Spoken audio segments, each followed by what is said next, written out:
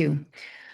All right, good morning. Today we are talking about Leonid Brezhnev's era, the Brezhnev years. Leonid Brezhnev was born a middle-class worker in Ukraine, and he's a bit of a mix. He has some official documents that identified him as Ukrainian and some as Russian. Later in his life, identified as a Russian. And he did not serve in World War II. He was born in 1906. So he's too young to kind of serve in the war. He joined Bolshevik ranks quite early in the 20s, and he rose up through the party ranks. It's been said he was one of these individuals that benefited from the masses of absences of or empty spots that emerged in the wake of Stalin's purges.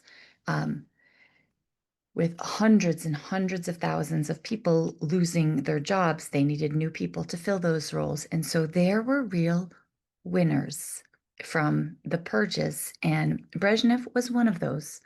He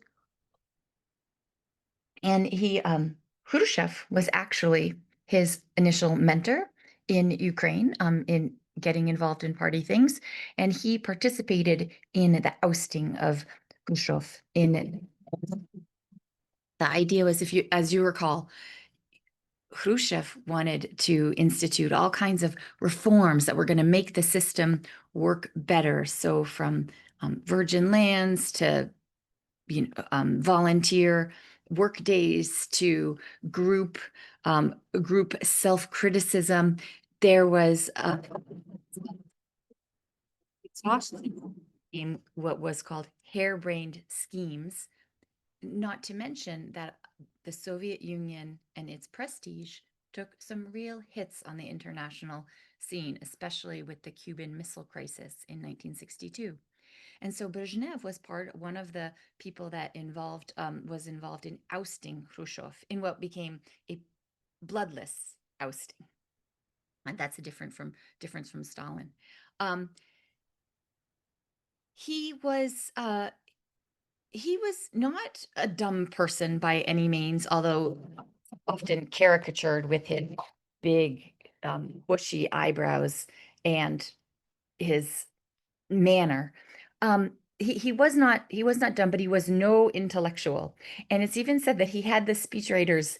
His speechwriters would give him a speech to say, and it would have some quotes from Marx. And he said to them, "Don't take out these quotes from Marx. Who's going to believe that I've read Marx?" So that sort of was his vibe. He was the general secretary of the Soviet Union from 1964 to 1982, and this reign becomes known as kind of neo-Stalinism. We don't see any sort of rehabilitation of Stalin at the likes that we're seeing in the Putin reign, with, for example, textbooks being rewritten to emphasize that Stalin modernized Russia, the Soviet Union, and Stalin was the leader that led to victory in World War II. We don't see a rehabilitation, but there's an increase in internal repression following the relative thaw of Khrushchev's years. Like, remember, he wanted socialism with a human face, and felt that, and just felt the lie of, if you can't really say anything without being worried that you're going to face serious negative consequences from the state, we're not, something isn't quite right.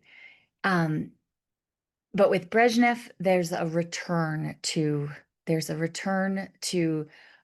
repression and a sense we can't let things get out of hand, and a phrase, stability of the cadres. No one's going to be thrown out.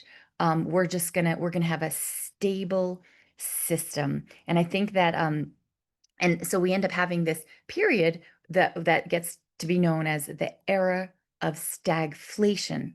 Sorry, pardon me, stagnation. The era of stagnation. And this is a term that when Mikhail Gorbachev comes into power, he'll use to characterize about 1973 to 1982, Brezhnev's error. Now, there's a paradox in this period because it's in the 70s that the Soviet Union achieves nuclear parity with the United States of America. If they have been playing catch up in the 70s, they match the amount of nuclear warheads that we have and go on uh, to exceed what US has. There's lots and lots of different graphs, and they sort of will show you. This is a longer term graph that shows how the US got a tremendous head start, and then in the 70s, there's about parity reached. The Soviet Union exceeds it, and then you see real reductions. So with the realization that these two superpowers had mutually assured destruction. I mean, we could both launch bombs on each other that would effectively destroy life as we know it on much of the earth. And that brought powers to the table to say, how can we protect against that horrific, catastrophic outcome? And this graph, I would submit, to editorialize and take a point of view that it is a good thing that there was such a tremendous reduction in nuclear warheads. All of this stuff, and as citizens, pay attention because the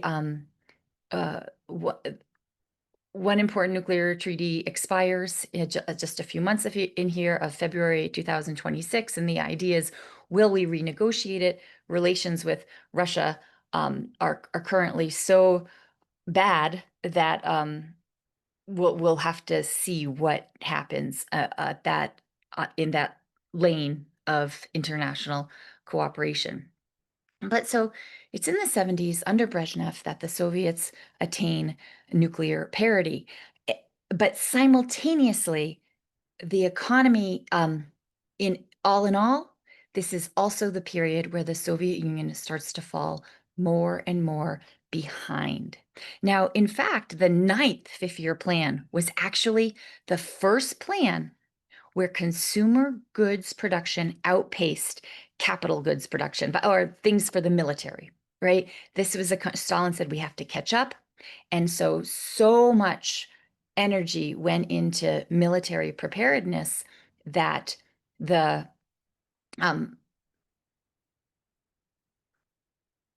production of consumer goods really suffered. Well, it was in the ninth fifth-year plan under Brezhnev that changed, but just for like one plan. And by 1975, the Soviet leadership had a sense that nope, we're fritting away too much of our too large a proportion of our resources on consumer goods. We need to keep investing in military readiness. So that was sort of just a blip. And But in the 1970s, in retrospect, we see was the peak of the Soviet economy. At the peak of the Soviet economy, so not GDP, but GNP, slightly different measure of what the country produces, but similar, was 57% of the GNP of the United States. So in economic terms, even the Soviet Union, the post-World War boom that brings the United States to a position of tremendous world leadership. The Bretton Woods system, we haven't talked about the implementation of the financial system, but the Bretton Woods system that was implemented in the wake of World War II made the US kind of the guarantor of other currencies, pegged things to the dollar. It proved a tremendous advantage to the United States. Also contributed to the rise of the United economy as just unmatched in the world. So even with our great power rival in the Soviet Union, at their peak, their GNP production was almost 2/3 of the production of the United States. And it was very much felt. We started to see, here's a picture lines from a store outside of Poland, so not in Russia, but outside, in maybe it's the 1950s or so. I've could do a fashion analysis and try and zoom in when this is happening. And people wait in line to get consumer goods. They are not widely available. There's here is outside of Romania as late as the 80s, where people are waiting in line to get to buy cooking oil. You know, you every meal you make, you're pretty much gonna reach for a little bit of oil, and that was in short supply. Here, again in Poland, later from the 80s, this is a picture inside a meat store, and you can see largely barren shelves with a little bit of meat on it, and people going to get some goods. And now, when we visited the Soviet Union for the first time, and I visited the Soviet Union in 1991 as a high school student, and I have memories of walking into stores that more or less looked like this. Now, in retrospect, people would say to me, it wasn't that bad, and it wasn't that bad until the 80s.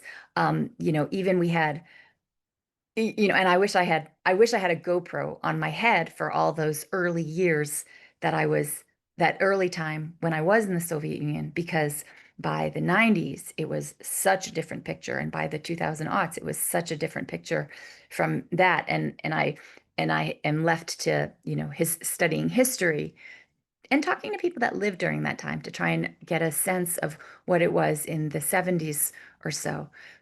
But we were, the Soviet Union was falling behind consumer wise, even as, I've talked to people that are, baby boomers now, that will say things like, we couldn't get nice fruits in the wintertime, typically, which is a much different experience than all of us have. We've lived in this age of globalization where you can go to the store, you can get, a pomegranate or grapes or whatever exotic tropical growing fruit you want on a cold day in January or February, pretty much anywhere in the United States, or, well, not in food deserts. But yeah, which is a important overlay to this issue. But we've become accustomed to access to a variety of goods that even in the United States in the 1970s wasn't the typical shopping experience, which I think can be useful to keep in mind. So the Soviet Union very much falling behind in consumer goods. Here's a Soviet automobile, and there is even a joke. A man buys a car, and they say, "Well, we'll deliver. We'll deliver on the second Tuesday in April, 10 years from now." And the customer says, "AM or PM?" And the car salesman says, "What does it matter?" And he says, "Well, the plumber's coming in the morning that day." Boom, boom. And it's just sort of a joke about how difficult, how, your plumber, like if you need a plumber, you probably need it immediately, in some cases. And so to think that even a plumber appointment is coming 10 years out, it was so hard to get consumer goods and services. Now, so consumer life just can't compete. Absolutely. No, think back. We read Message from Moscow, which we've already read. That's during the Brezhnev years. So that it kind of gives you a vibe of what these years are like. So remember that reading. The Prague Spring takes place in 1968, and that is, Brezhnev cramping down quite hard. Something else happens in the 1970s. In 1975, Brezhnev goes to, there's a world summit in Helsinki, Finland, and all the big players come. The top picture is, it was President General Ford at the time, and then there's the Chancellor of West Germany, Helmut Schmidt, and the Chancellor of Austria, and the leader of East Germany, Erich Honecker. Know his name. He's the guy that's in charge. Fast forward 1989 when the wall comes down. And they met together and they signed this declaration on the principles guiding relations between participating states.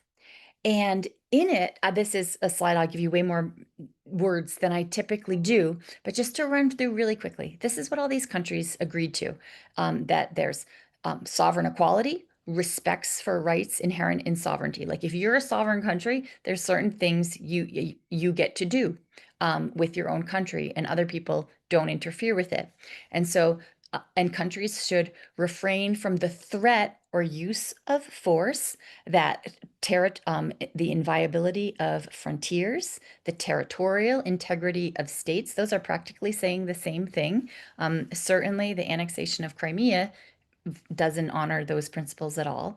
And the Russian Federation is the legal successor to the Soviet Union. The disputes between countries should be settled peacefully. Other countries shouldn't interfere in the internal affairs of their neighbors, rivals, other countries.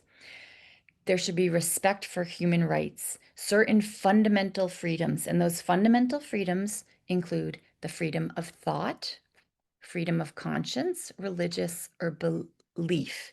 Now, all of this stuff is already in the Soviet Constitution, but in practice, it isn't honored. And so here on the international stage, but everyone knows this already. So is it a big deal, or, does it seems like maybe it isn't a very big deal signing off on this? We'll come back to that. Also, equal rights, self-determination, states should cooperate, and there should be fulfillment in good faith of obligations under international law. So those are the Helsinki Accords. Soviet Union, world leader, world stage, signs it with all these other world leaders in 1975. And what it did at some level was it allowed this kind of rhetorical, even if just rhetorical, recourse that the Soviet Union agreed that it would abide by these principles. And so when it didn't, it was this place for a kind of dissident opposition movement to arise, and perhaps more overseas than in the country at first. But there is a dissident movement that emerges. Solzhenitsyn is one of the kind of voices among this, who will end up being deported from his beloved country. There's a complicated level, a complicated legacy of a great Russian author. Here's the author of One Day in the Life of Ivan Denisovich, that during Khrushchev's reign kind of starts to really expose the abuse of the system, who ends up, writes The Circle, the Gulag Archipelago, is expelled from the country. And, but by the end of his life is sounding notes supporting Russian nationalism, a kind of, and a sense that the West is decadent and that a Russian Orthodox culture is a better path to follow. So really, we see some overlap with Putin's Putin's program, and it's a fascinating example to think about. I mean, maybe one of the lessons is well, many lessons, but views can be disparate, right? And it isn't, when people are perhaps thinking independently, it's not just a full program. Everything goes in the bucket, and one can have, yeah, one can have certain views that don't seem entirely consistent with a whole program. I'll leave it at that. You can. But I think Solzhenitsyn is fascinating in his kind of trajectories. Here's a picture of Brezhnev and Ford at the Helsinki conference. Brezhnev liked cigars, and he liked, it's said, he liked Gerald Ford and wanted to be liked by him. And so that's them enjoying a moment. Brezhnev also had, he started in the 70s to suffer from serious health problems. And he, and so he was much diminished as a leader in his later years, and there seems to have, been, without going into too much detail, um, some amount of covering up the deficits in the leader. Um, and much of it was because they wanted that stability of the cadres. So this is a period where it's said that a real cynicism started to seep into the Soviet Union. That one phrase that I heard even to that day, but I'm told it emerges in these years, is people would say, "We pretend to work and you pretend to pay us." Productivity is falling off in all sorts of ways. People, like, for example, and this kind of obtains till the end. I mean, I can remember taking so many gypsy cab rides with people around the city of Moscow, and I would say, "Oh, what do you do?" And they say, "Oh, well, I, have this other job. I'm a soldier. I'm a pharmacist, or I'm at some other job right now, but I'm driving this taxi, making you money." And so people are sort of starting to kind of do their own things, that and the pay was bad, and it often wasn't. Sometimes it wasn't even on time, and so you have this phrase: we pretend to work, you pretend to pay us. Things aren't available. Everyone spouts all the slogans, but people have ceased to believe them. And um, I want to, along that line, I meant to put in a slide here by Solzhenitsyn. Everything's a lie. We know it's a lie. You know it's a lie. We know it's a lie. And everyone just keeps lying. I've incorrectly paraphrased that quote, but for many people, it began to capture the nature of the system. And I'll even share, when I first went to the Soviet Union and looked in these stores with empty shelves and started to have a sense of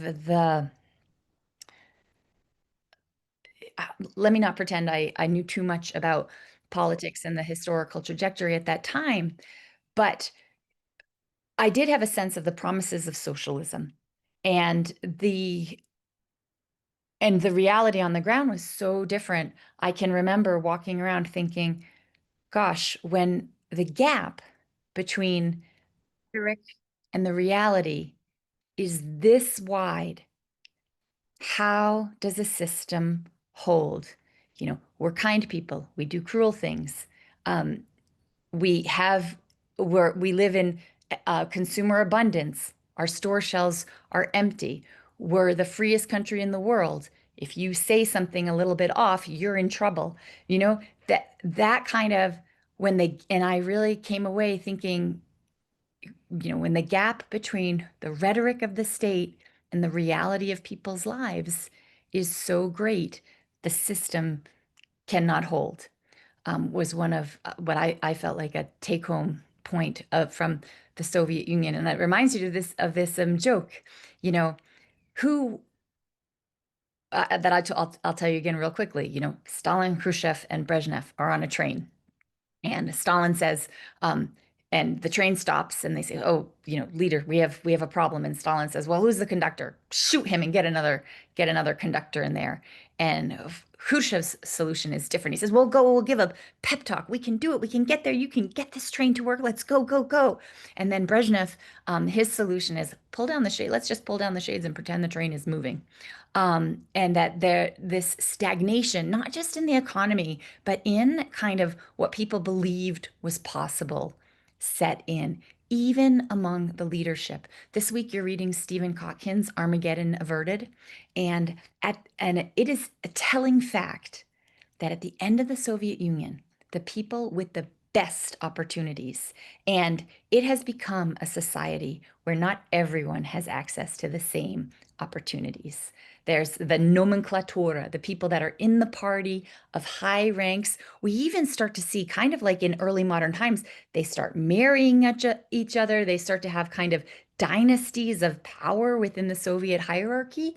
Um, This is not the type of thing that is happening in a society that has truly realized equality and equality of opportunity.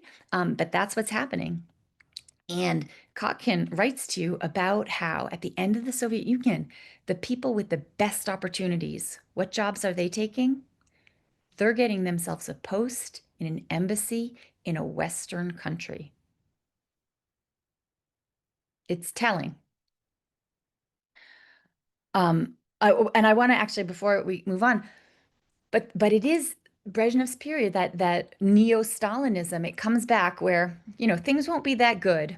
Things won't be that good. You can't get everything you want, but you can more or less go about your business and live. You can certainly go to the doctor when you need it, and there'll be food. And as long as you don't make a ruckus and cause too much problem, cause any sort of problems or be a dissident, you're not going to have any problem. You can go about your life. And it is the case that in the wake of the Soviet Union, there is a lot of Soviet nostalgia.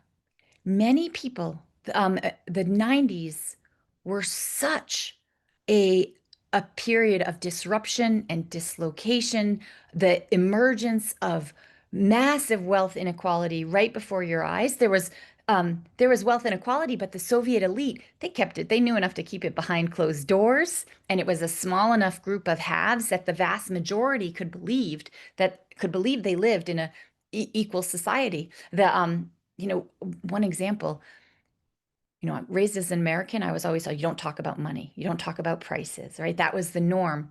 In the Soviet Union, prices were attached to everything. And it was fine because people knew what someone's salary was. A doctor and a mine worker made similar salaries. And, the prices are the same at the stores. Well, not as long as you're not going in the state stores that only elite can go into, where you can get different products that no one else can have access to.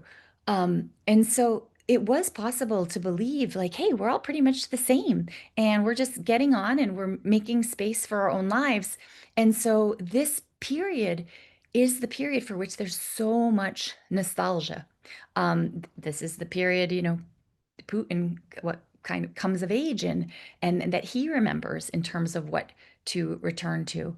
But that repression was there at the fringes. I'll share one anecdote. I When I had my job and I was moving from Moscow to St. Petersburg, I needed to find an apartment in St. Petersburg, and I had a friend he said, "Oh, my dad and his wife live up in St. Petersburg. You can stay with them while you're gonna look for your apartment." And so, sure enough, I did. And his dad was, as you often encounter, was kind of um, curious and thrilled to meet an American and get to talk to me, and so I stayed with them for about a week or so before I get set up in my own apartment. And there was one story that the dad told me multiple times. And he told me this story about one day when he was on Red Square and he saw a someone that looked like a foreigner, and he had learned a few phrases of English, and he went up and he tried to say, "Hi, how are you?" And then he got nervous and left. And that was pretty much it. And I remember thinking, so uh this is in like 1999 now. And I remember thinking, gosh, he's telling me this story from like the late 60s or 70s. And it's a story where nothing really happens, but it is lodged powerfully in his mind, in his memory. And the best sense, and I don't mean to belittle, this is a very smart, educated, accomplished man, a super nice, wonderful, warm man. So I don't mean to belittle him at all. And where I kind of eventually settled in understanding this was the Cold War rivalry meant that the US was a big deal on people's radar screens. Like, who are those people? And probably no less is when he told this story, he was like, and then I was nervous. I was looking over my shoulder for weeks. Were they coming for me? Was I going to get in trouble? And that's the part that really I found chilling, was that he had just walked up in the street and approached a foreigner and attempted to engage that foreigner in conversation. And he legitimately um, was afraid that something bad might happen to him for weeks after. And decades later, he recounted this story vividly multiple times to me in the time that I stayed at his apartment, kind of like a point of connection. The other time I had almost had contact with an American. And as an American, it's hard to get my head around that sort of a mindset. And so I share with you that story. Okay, so foreign affairs. Oh, the Cold War is raging strong. The Prague Spring, Vietnam, Helsinki Accord, Afghanistan. We've read about Afghanistan. And before I talk in a little bit more detail about what happened in Afghanistan, because it's been so pertinent to America's foreign policy path in our lifetimes, I want to point out one other really big episode. In the 70s, there's a global oil shock. And in now, why this happened is somewhat complicated. The US had reached peak production in the 70s. You also have Middle Eastern oil discoveries, OPEC, et cetera. So it's a global oil shock.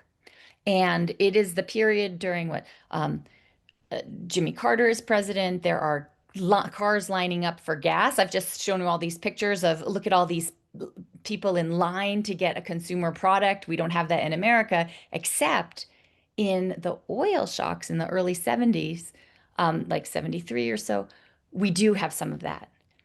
And so that period, however, was really good for Russia's economy, in that Russia is an oil and gas producer during this time.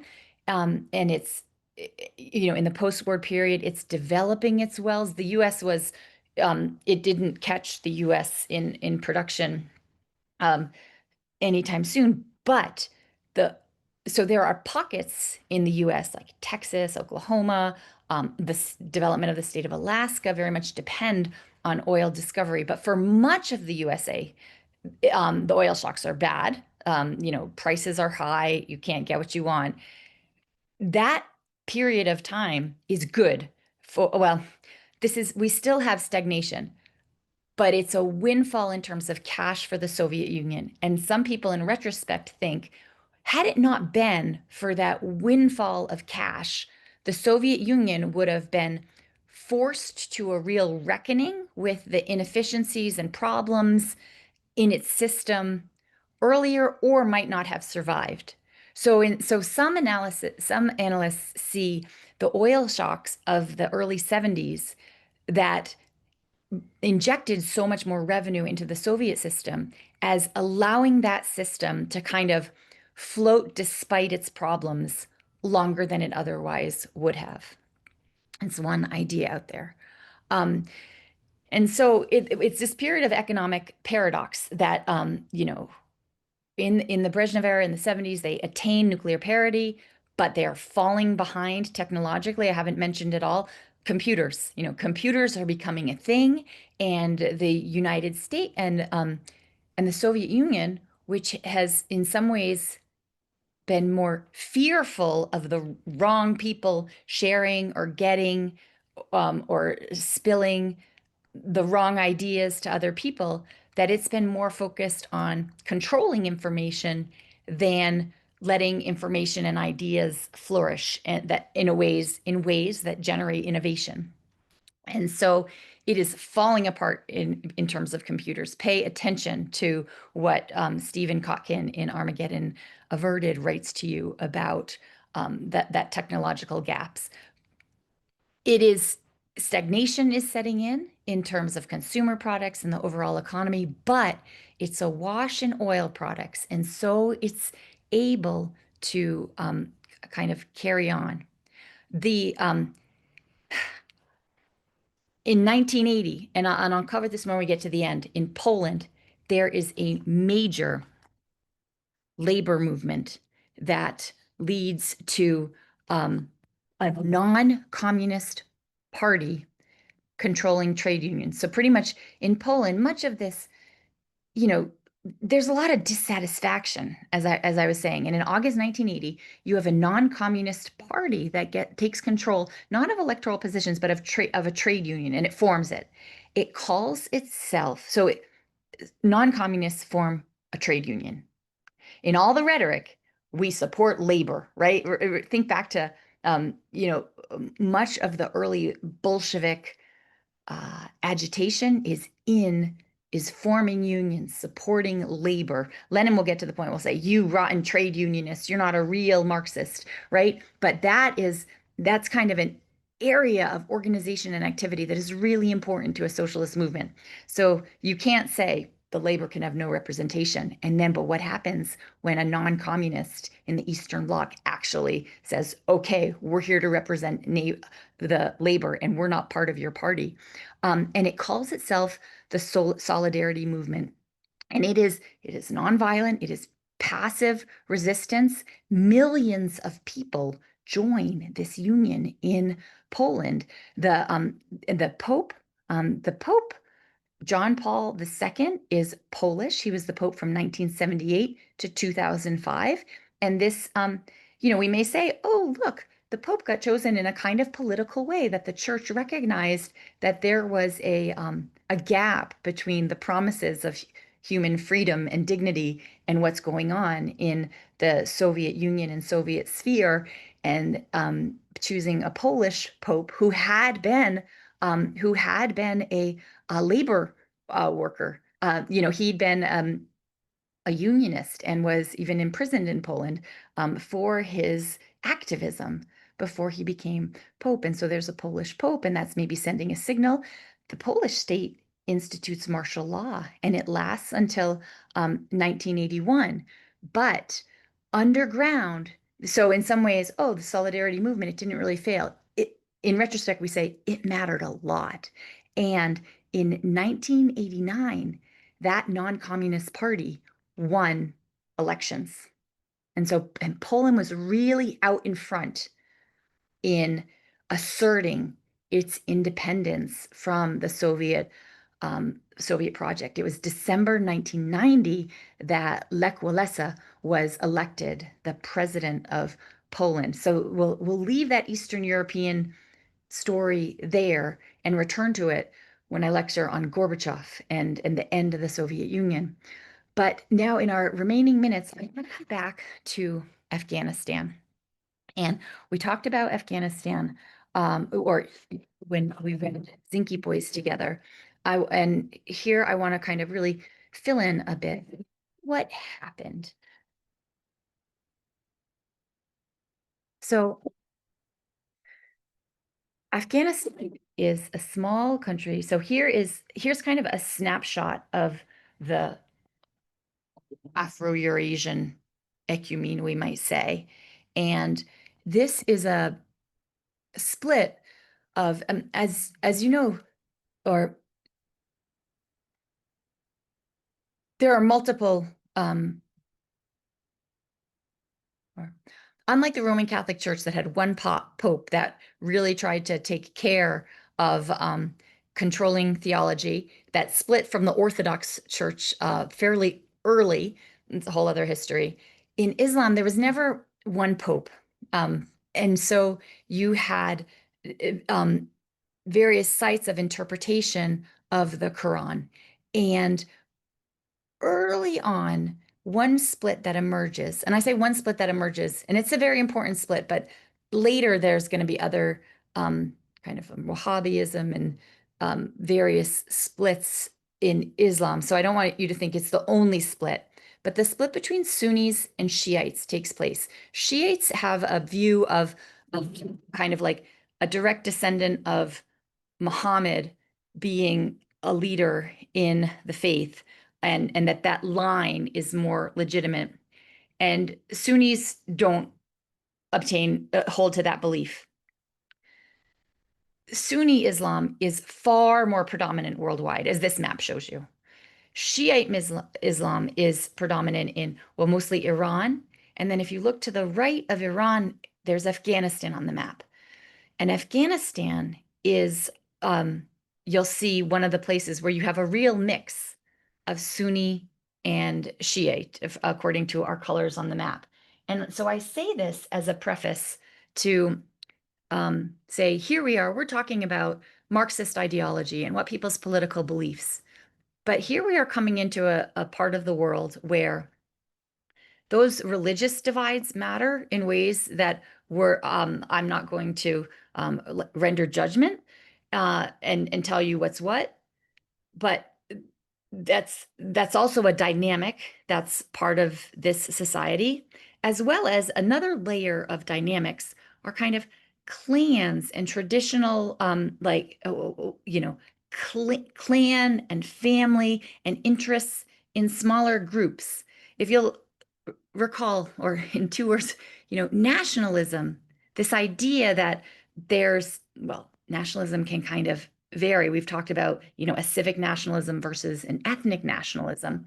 And a civic nationalism can be broader and more encompassing. It's how do you get a whole country like as big and populous as the United States of America to be one country?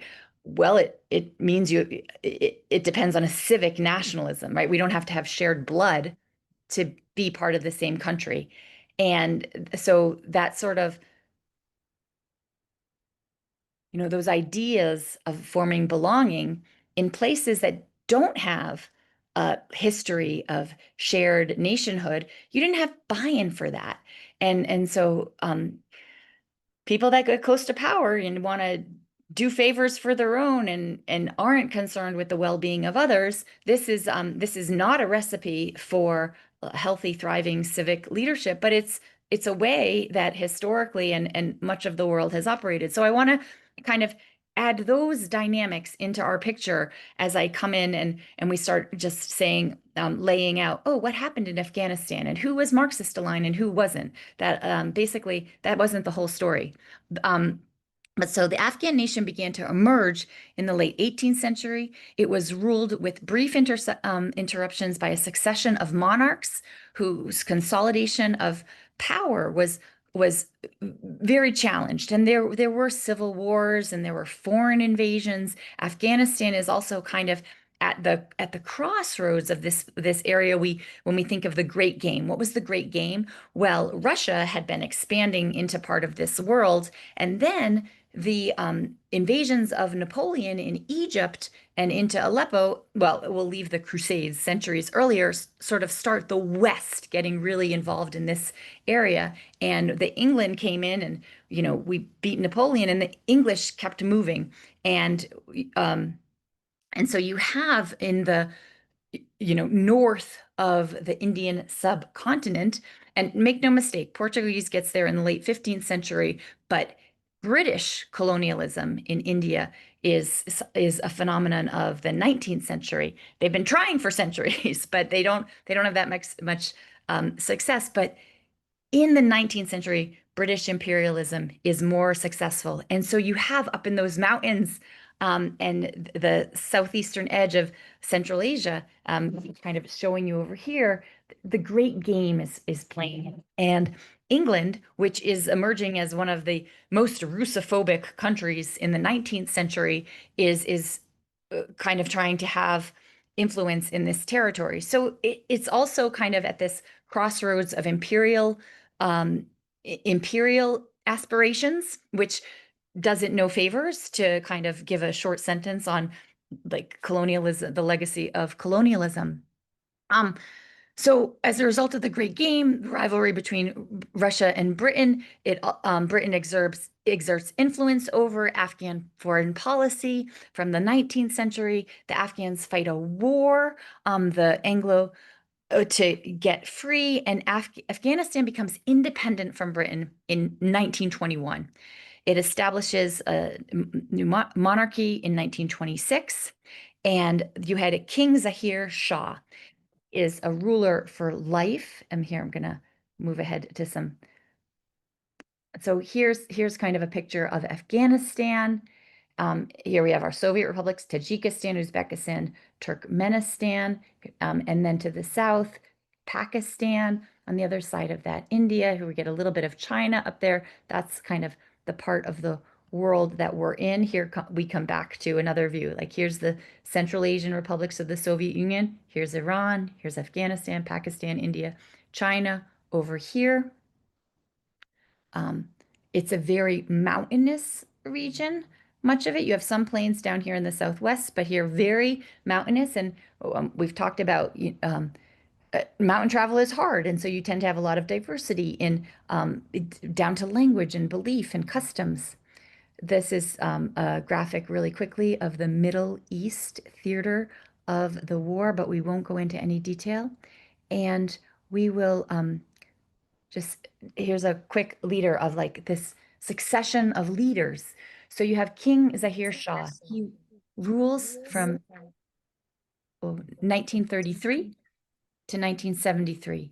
He leaves for eye surgery. He's recuperating on an island off the coast of Italy, Ischia, when his cousin um, conducts a military-backed coup. Very few people die, 7 people, and King Zahir Shah, he abdicates. He's not going to fight for his place. And then we have the ruler Mohammed Daoud, and he establishes a republic, of which he's the president, and he is Soviet friendly, but he's not a communist.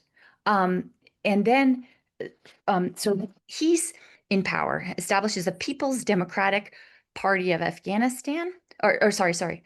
So Daoud tries to get along with the Soviet Union. He initiates, he does a lot to, he like honor women's rights and opening up, some of which had happened under Zaire as well. And I want to show you some pictures that here are some pictures of Afghan women in the 1970s. They're in Western dress. They can get educated here. And here's a picture in 1973. You have women in kind of full gear of a burqa, but underneath you see they have Western slacks and heels, and they're going someplace. Women here are med students from 1962, women studying to be doctors at the Faculty of Medicine in Kabul.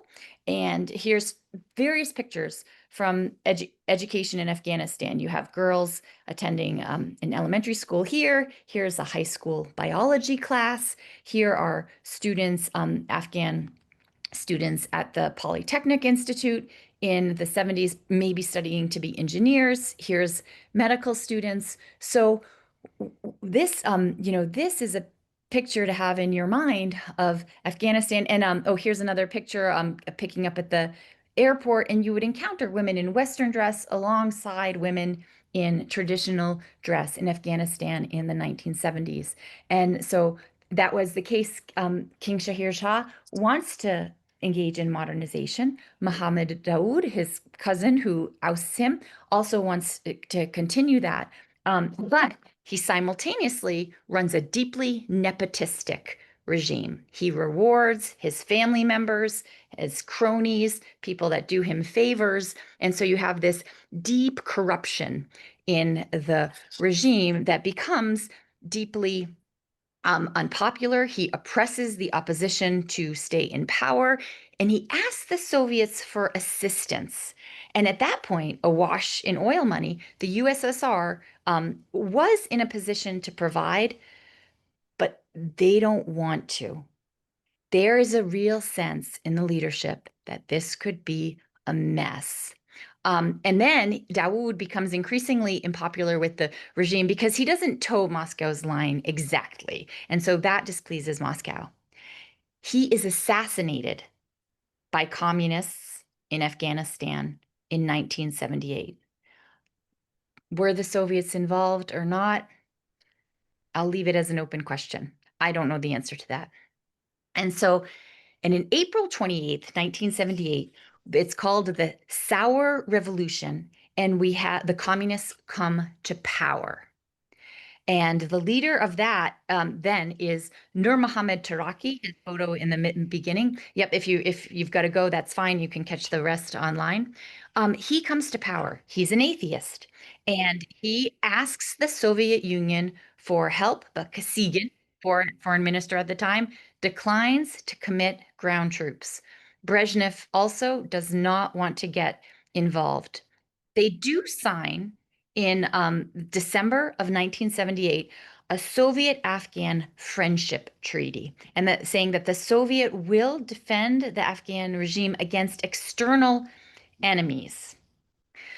Taraki, in the meantime, institutes a very harsh regime to hold power. He is deeply unpopular, and but his is a supposedly Marxist regime, and there's popular resistance. You start to have one resistance group, the Mujahideen, and this is a group that it doesn't want an atheist leadership. It is deeply offended by the idea of an atheist state, and it is primarily an Islamic resistance. And so now you have the Soviets are propping up one unpopular regime that had replaced the previous unpopular regime. In March of 1979, Tariki is overthrown by another communist who'd been a former ally. And his name, this is his picture, the penultimate from the bottom, Hafizullah Amin. And Hafizullah Amin he'd gone to graduate school at Columbia University in New York City. He returned, he became a teacher before going into politics, and he joined the Kalk faction. It was a more Marxist faction of the People's Democratic Party of Afghanistan. And there was a lot of popular Kalk support. The composition was mostly Pashtun. So these are non-elite native Afghans. They speak Pashto, which is a language more related to Persian, which is to the west of Afghanistan. President Karzai in the aughts, that the U.S. helped hold up and prop up, he was Pashtun. So this is all. This is all just to point to there are currents and dynamics here independent of Marxist or capitalist ideology that are at at at play. Like the Kalk faction it's stauncher Marxist. It advocates more aggressive reforms in contrast to the Parcham, a faction that also contained Pashtuns. They give people but tend to be more upper class. It advocated a more gradualist movement towards socialism. And so it's hard to parse the extent to which policy or different heritages or local interests, religious identity, class identities, well, class identities always fits in a Marxist picture of things, but it's hard to parse exactly what is determinant in all these dynamics. At any rate, December 1979, Amin was murdered by a Soviet special force on Christmas Eve after 2 poisoning attempts had failed. And there was a shootout that also killed 2 of his sons. And the Soviets called Amin a CIA agent. Get used to this line. A Soviet line that Putin has very much resurrected is that there can be no legitimate internal opposition. If any opposition is funded by the CIA, like you start saying negative things about Putin's regime, they will call you a CIA agent, an agent of the West. That's an important ingredient, and it's if you have the right ideology, you don't object to the regime. If you object to the regime, you have to have been poisoned by outside forces. And like very Cold War aspect, resurrected is the West is the biggest boogeyman. So Amin gets called a CIA agent by the Soviets, and they kill him.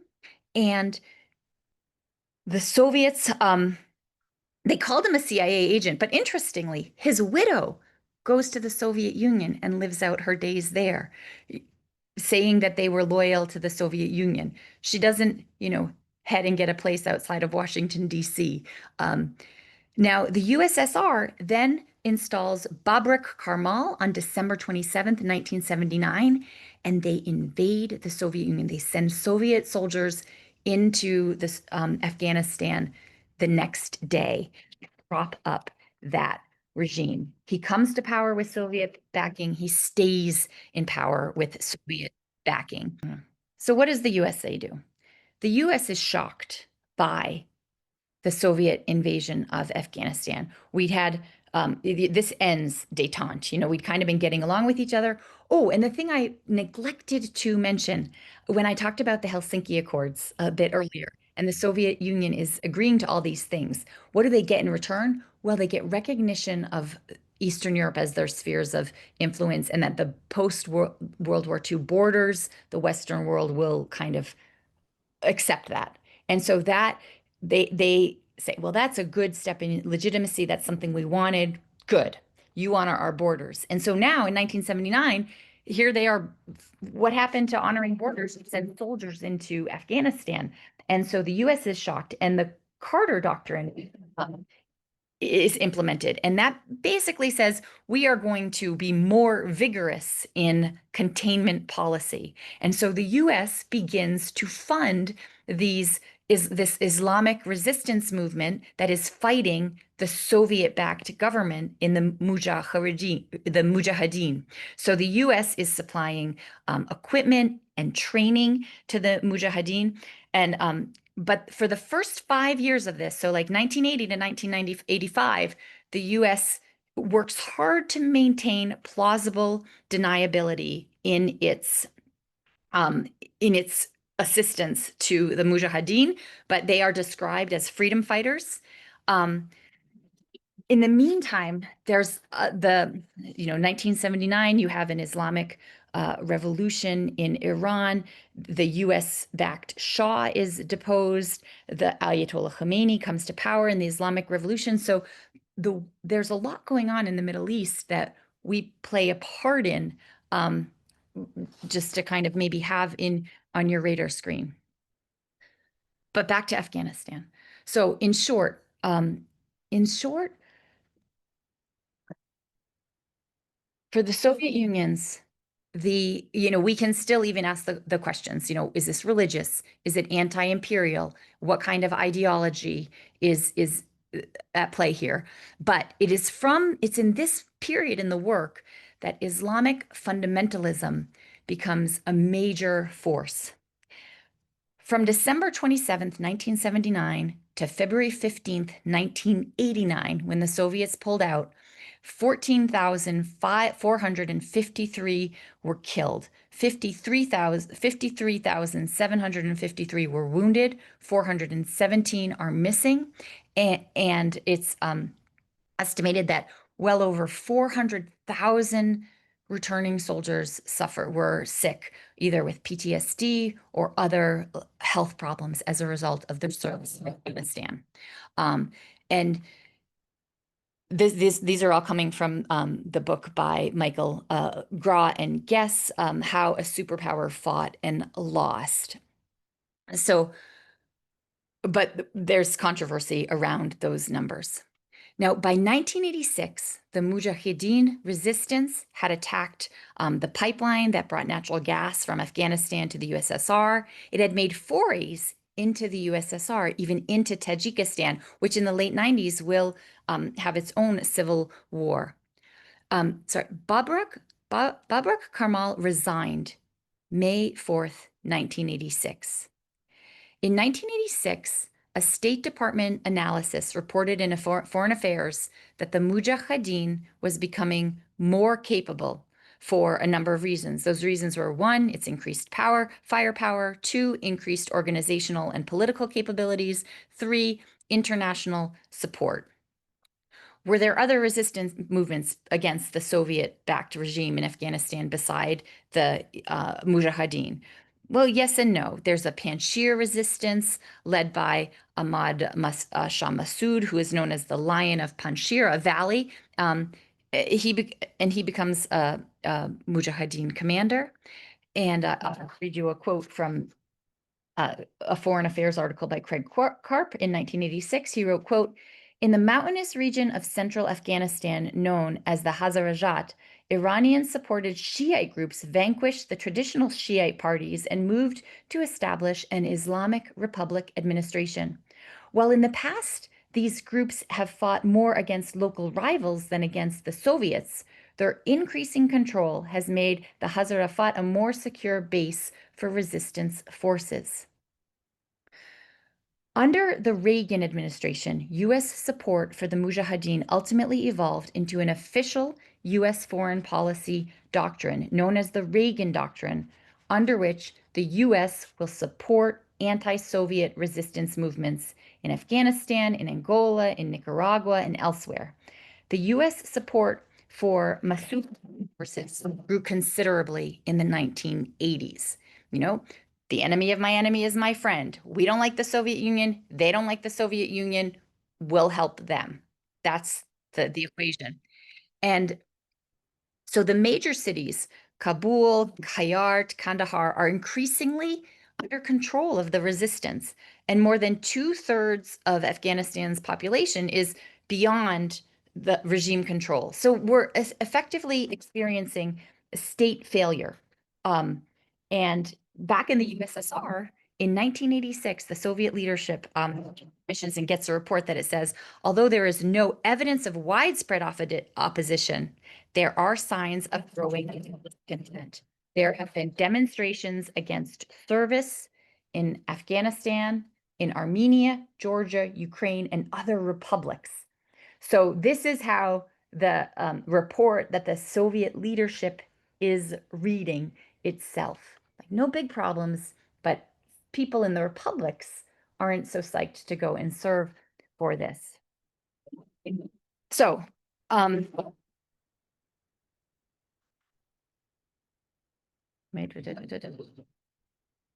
so the U.S. Sorry.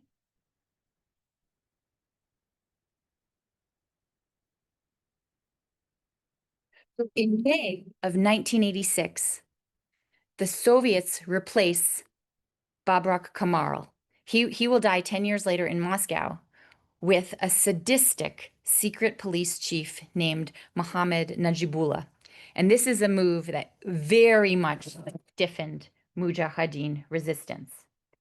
And in 1986, by the way, so this is this is in May 1986. In April 1986, just weeks before, the Chernobyl meltdown has happened. So that is occupying a very much a great deal of attention.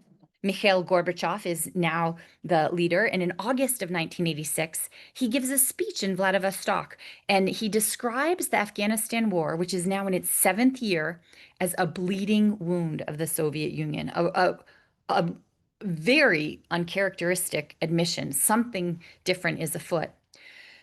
The US, based on intelligence that the conflict has stalemated, ups its ante by providing Stinger anti-aircraft missiles machinery, and so it's moving away from a plausible deniability scenario to, we think these guys can oust the Soviet-backed regime.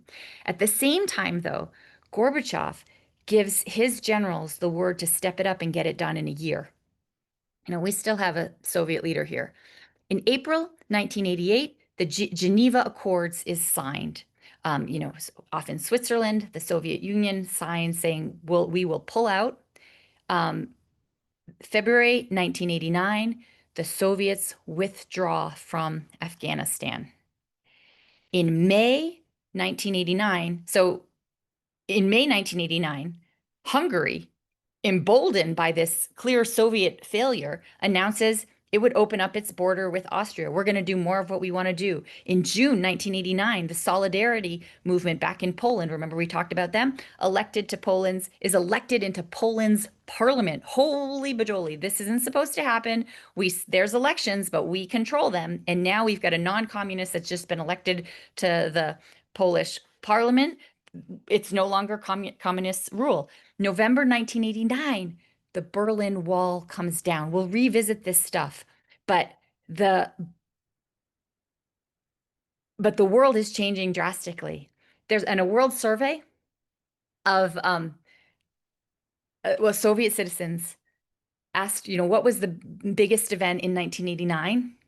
If I was asked, I would, well, the wall coming down in Berlin. But in this early survey in the 90s, the answer given was the Soviets pulling out of Afghanistan was the biggest world event of 1989. So things change. But so all of this stuff is happening, and Afghanistan and a US ally, Pakistan, they pretty much kind of fall off the radar screen. Afghanistan became a failed state and a home to a new and little understood threat, the aggrieved Arab extremist factions. This is beginning by 1980. The Iranian Revolution happened in 1979. In the 1980s, the CIA estimated that probably 25,000 Arabs passed through Pakistan and Afghanistan. So people from the Arab world coming to this kind of really remote, primitive mountain region, or not so primitive, but remote mountain region. Afghanistan had done a lot to modernize in ways you wouldn't recognize today. Now, according to Milton Bearden of the CIA never recruited, trained, or otherwise used Arab volunteers, although it had been an idea. Um, it had been an idea, but it was scrapped. It didn't need to because there were plenty of homegrown Afghan resistors. And in fact, Mujahideen commanders saw Arabs as a nuisance, but Arabs are funding it. In 1987, 1988, it's thought that $25 million for humanitarian construction projects is going into Afghanistan, and Osama bin Laden was a major fundraiser for these movements. Um, bin Laden saw some action in 1987 as part of the Islamic Unity Party, and Egyptian-trained Afghans of the Muslim Brotherhood embraced Saudi Wahhabism. That Wahhabism is a kind of emergent in the 18th century strain of Islam. But so at this point, no one was worried about these Arab extremists except some Western humanitarian organizations who objected to the harsh fundamentalism of the Saudi Wahhabis and the Deobandis, whose influence in the refugee camps in Pakistan was growing. So all the war and dislocation in Afghanistan sent many people to the edges, and you have a lot of children like born and raised, and we see this now in Sudan and in the Middle East, on the edges of Syria, children that are born and grow up in refugee camps that the UN is kind of running, but also you have other charitable organizations. And in the refugee camps in Pakistan, it is kind of Wahhabi and Deobandi organizations that are funding and teaching these children. And now there are 3 million Afghan children that are growing up in these camps as refugees. And they were quite persuaded by what they were being told by their benefactors. And it was in these squalid camps that a generation of young Afghan males would be born and raised in the strictest fundamentalism of the bosses that were there. And so it's here that the seeds of the Taliban effectively are sown. So the Soviets leave Afghanistan in 1989. Najibullah is still in place, but he is a weak ruler. And the Mujahideen really takes Kabul in, sorry, this is, so Mohammed Najibullah replaces Karmal as the head of the Soviet-backed regime in 1986. We have these other events. You basically have a civil war emerging, and the Najibullah regime collapses. The Mujahideen finally takes Kabul in 1992, and Najibullah steps down, but the Taliban killed him in 1996 in a very brutal. This is down in the corner. There's a picture of him being hung up publicly in a crowd. And in 1996, the Taliban takes power. The leader, Muhammad Ammar, is a one-eyed cleric from a central province in Afghanistan. Najibullah is gruesomely murdered. Initially, the West is interested. The Taliban had control of a proposed pipeline route. But by 1997, the human rights record of the Taliban had really drawn international scorn.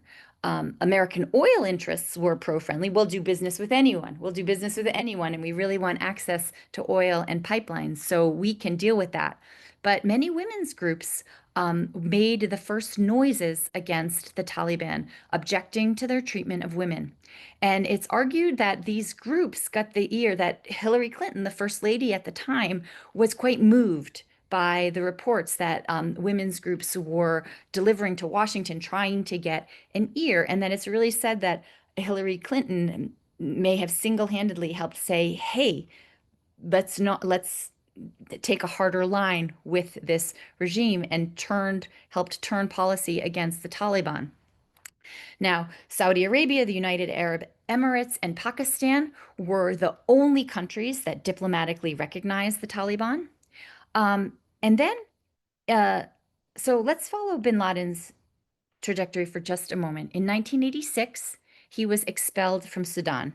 In 1997, he announced that his disciples had killed 18 American soldiers in Somalia in 1993. In 1998, he issued a fatwa of calling for all-out war against America. In August of 1998, U.S. embassies in Kenya and Tanzania were bombed. And in response, the US fired 75 missiles into Afghan training camps and into Sudan. And in October 12th, 2000, was the bombing of the USS Cole that Osama bin Laden was behind. And then 9/11 happened, September 11th, 2001. I'm kind of fast forwarding over a lot. I'm trying your attention today.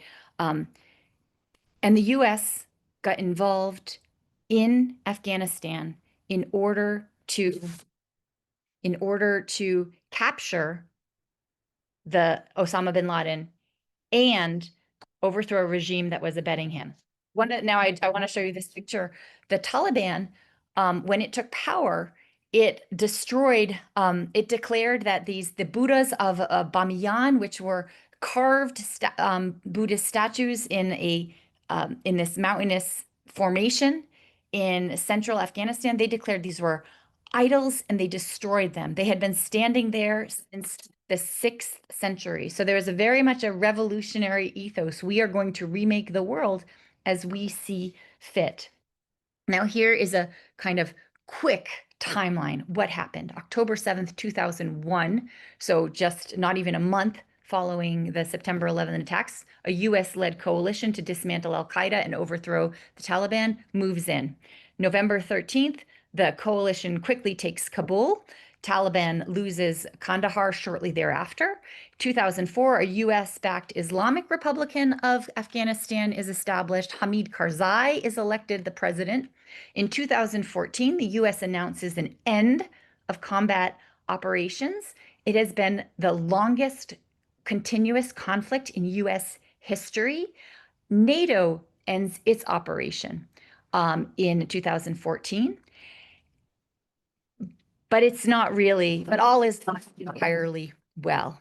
Nonetheless, 2020 is the Doha Agreement, where under the Trump's first regime, Trump makes the decision that the US will pull out of Afghanistan in 2020, and he schedules the Afghanistan for quite early in the next presidential regime. A logistically problematic move that probably someone wouldn't quite arrange it that way if you're really focused in detail on an outcome, but it is a way you would do things if you want to make your political opponent look bad and minimize and another way of doing that would be refusing to cooperate with a transition team, and that succeeded spectacularly.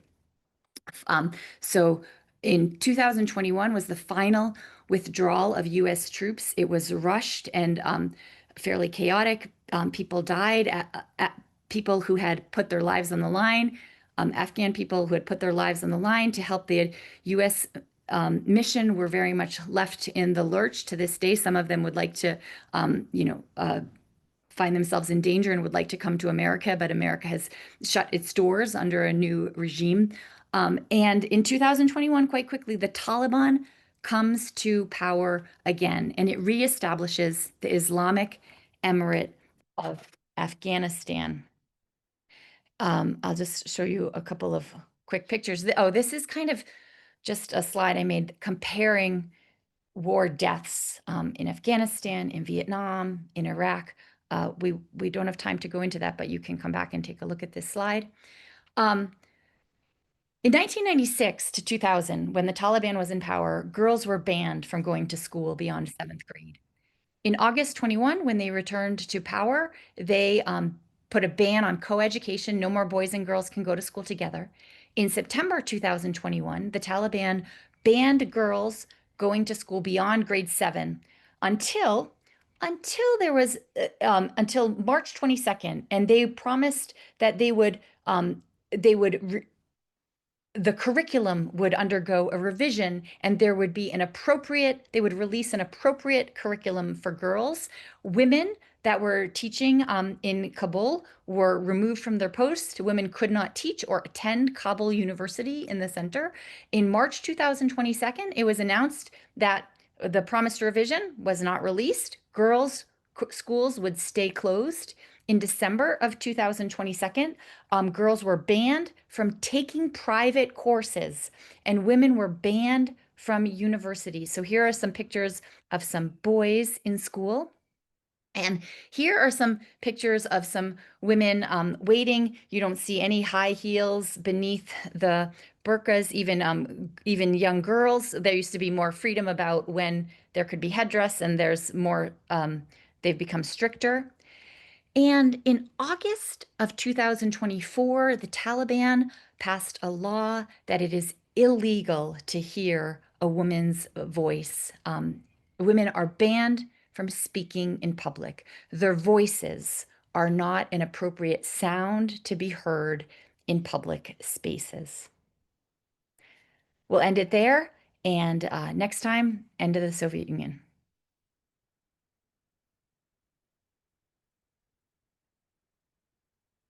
All right. Thanks to those that stayed to the end. I know I'm abusing your time. I appreciate it, but everyone else can jump on and listen to it later. I actually have our office hours now. I'll be on another link. So if you want to come and talk to me, be right over there. Okay. Uh, Wait, what's Oh, the link? and Noah, I see Noah, you're gonna come talk to me, right? That's the intent, but what's the link? Like what? Um, let me, I think it's the one on the syllabus. I tell you what, Oh, I will okay. open it up and I'll email it right to you fast. All right, thank Wait you. till you see it. Okay, see you in a moment. Bye, bye, bye.